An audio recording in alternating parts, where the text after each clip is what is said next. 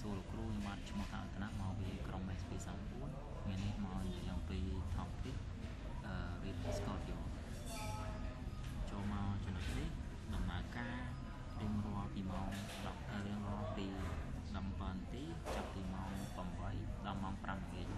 ពីថ្ងៃច័ន្ទដល់ថ្ងៃសុក្រចូលដល់ចំណុចកន្លែងទី2នេះដំណើរការនៅ30នាទីម៉ោងម៉ោង1 6 11ហើយម៉ោង16:21នៅថ្ងៃច័ន្ទថ្ងៃពុធហើយថ្ងៃសុក្រ1 3 5ពេលដល់ចំណុចទី3និយាយដំណើរការរៀងរាល់20នាទីពីម៉ោង9ដល់ម៉ោង17ហើយចេញធ្វើការ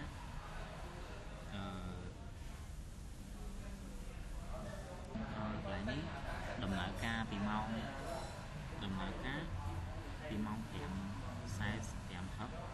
ហើយរៀងរាល់2ថ្ងៃហើយកន្លែងនេះដំណើរការរៀងរាល់ម៉ោង9កន្លះយប់ជារៀងរាល់3ថ្ងៃកន្លែងនេះដំណើរការពីម៉ោង00រៀងរាល់ថ្ងៃ29ខែ2ហើយវាគ្រប់ឆ្នាំហើយកន្លែងនេះដំណើរការរៀងរាល់15នាទីថ្ងៃសុក្រដល់វាថ្ងៃសៅរ៍ដល់ថ្ងៃអាទិត្យហើយកន្លែងនេះដំណើរការរៀងរាល់ម៉ោង5នៅថ្ងៃច័ន្ទកន្លែងនេះដំណើរការរៀងរាល់3នាទីនៅម៉ោងពីម៉ោង8ដល់18ហើយពីថ្ងៃពីនិងពណ៌កន្លែងនេះដំណើរការរៀងរាល់5នាទីនិងរៀងរាល់2ម៉ោងក្នុងថ្ងៃទី1ដល់15ពីខែមករាមិថុនាហើយនិងខែធ្នូកន្លែងនេះដំណើរការពីនាទីទី7ដល់59ហើយពីម៉ោង1ដល់ម៉ោង23កន្លែងនេះពីថ្ងៃច័ន្ទដល់ថ្ងៃសុក្រហើយកន្លែងនេះដំណើរការរៀងរាល់17នាទីពីម៉ោង5ដល់22ហើយថ្ងៃទី1ទី5ថ្ងៃ10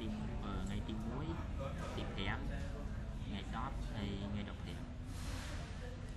ហើយកន្លែងនេះដំណើរការពីម៉ោង00ម៉ោង4ម៉ោង8ម៉ោង2ហើយ